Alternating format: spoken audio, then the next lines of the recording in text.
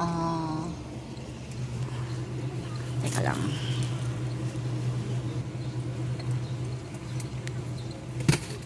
Mga candy.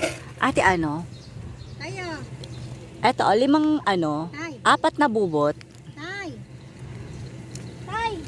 Sino ba yung kachat mo? Tag 50 to, 'di ba? Isang ano haba.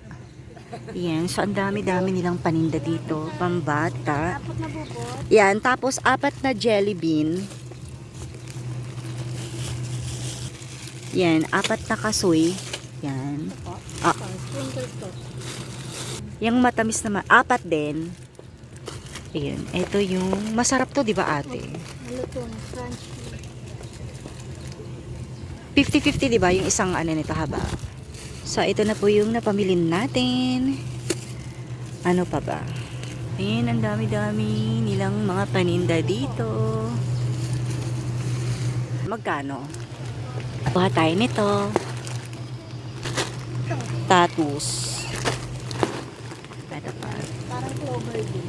Cheese flavor. So, ito, yum-yum. Pwede siyang pang 8. So, ito naman yung Fritz ring, pang 8 pesos din.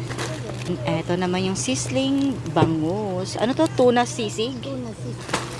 So, yan lang po yung pinamili natin for today's vlog. So, ang dami-dami din palang variety ng tinapay nyo, no? Nakakatuwa tingnan. Ito 60. Ito 65. Ito naman parehas 75, 150.